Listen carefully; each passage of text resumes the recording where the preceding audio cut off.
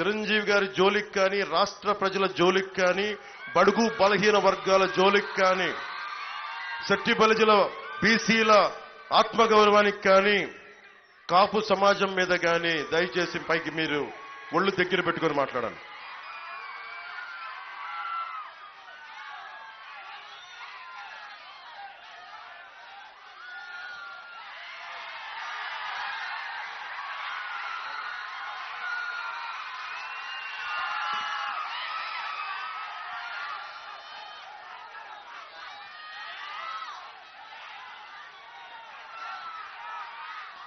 నేను మీ భవిష్యత్తు కోసం ఇది మాకు వదిలేసేయండి.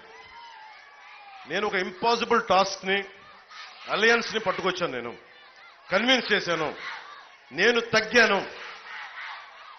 తగ్గి మిమ్మల్ని గెలిపించడానికి ఇంత బలం ఉండి నాకు 45 నుంచి 50 నియోజకవర్గాల్లో బలమైన ప్రథమ ప్రత్యర్థిగా ఉండి పోటీ చేయగలిగే స్థాయిలో ఉండి కూడా నేను తగ్గి మీ భవిష్యత్తు కోసం నిలబడి ఉన్నాను. ఇక్కడ జనసేన 21 శాసనసభ్యులు, మనకి అసెంబ్లీ సభ్యులు 21 కాదు, అది 175 గుర్తుపెట్టుకోండి.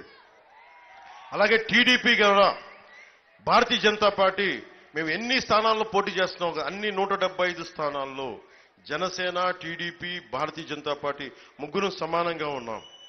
ఎందుకంటే రేపు పొద్దున ఇప్పుడు దాకా బూతుల అసెంబ్లీలు చూశారు, ఆడబిడ్డల్ని అకారణంగా తిట్టే అసెంబ్లీలను చూశారు, ఇంట్లో నుంచి బయటికి రాని ఆడబిడ్డలను కూడా తిట్టే నీచ సంస్కృతి వీళ్ళది. అలా కాకుండా నిజంగా మనకు వశిష్ఠ భారతి గురించి డిబేట్ జరగాలంటే దానికి కూటమి రావాలి. నిజంగా యువతకి ఉపాధి అవకాశాలు రావాలంటే కూటమి రావాలి. డిఎస్సి, మెగా డిఎస్సి నోటిఫికేషన్ రాగానే తీసుకొచ్చే బాధ్యత కూటమి తీసుకుంటుంది. యువతకు ఉపాధి అవకాశాలు కానీ, స్కిల్ డెవలప్మెంట్ కానీ, అన్నిటికంటే కూడా స్వేచ్ఛ. నిజంగా సమాజంలో కావాల్సింది స్వేచ్ఛ కావాలి. నాకు ఇష్టమైన మాట నేను ఈరోజు చిరంజీవి గారికి స్వేచ్ఛ లేదు, రజనీకాంత్ గారికి స్వేచ్ఛ లేదు, మామూలు స్టార్లు కదా వాళ్ళు.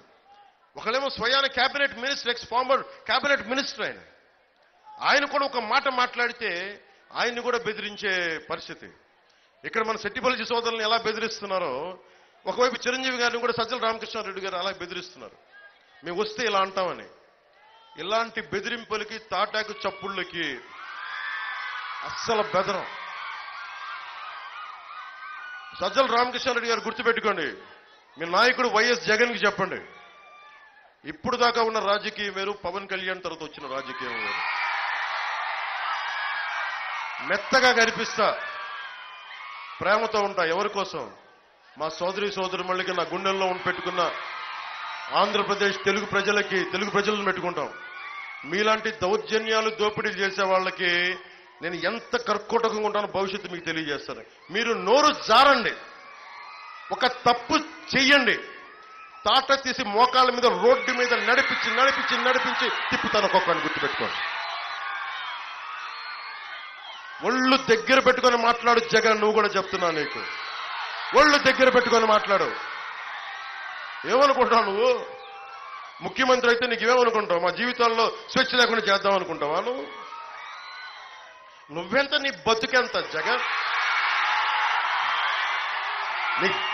ఏమైపోయిందంటే నీకు తెగించేవాడు లేక, ఎవ్వడు నీకు ఎదురు మాట్లాడేవాడు లేక నువ్వు మేడెక్కి కొట్టుకుంటా ఉన్నావు, నువ్వు పొగరెక్కి కొట్టుకుంటా ఉన్నావు నువ్వు. ఆ రోజులు అయిపోయి నీ గుర్తుపెట్టుకో. ఈరోజు ఎలక్షన్ సమయంలో మాట్లాడట్లా, గుర్తుపెట్టుకోండి. దశాబ్దం నుంచి ఇదే మాట్లాడుతున్నా. రేపు పొద్దున మనం ప్రభుత్వం స్థాపిస్తున్నామన్న ధైర్యంతో మాట్లాడట్లా. మొన్న 5 సంవత్సరాల్లో పీక్ లో ఉన్నప్పుడు మాట్లాడాను నేను ఇదే మాట. పవన్ కళ్యాణ్కి అధికారం ఉన్నప్పుడు ఒకలాగా, అధికారం లేనప్పుడు ఒకటి మాట్లాడు.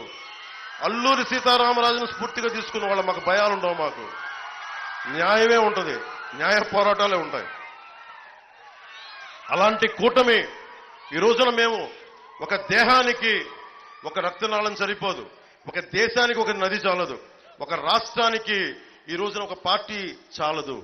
తెలుగుదేశం, జనసేన, భారతీయ జనతా పార్టీ ఒక నాయకుల కూటమి, సమిష్టి కూటమే వచ్చి పోరాటం చేస్తే తప్ప వీళ్ళు చేసిన అవినీతిని, దోపిడిని అరికట్టే స్థాయిలో లేదు.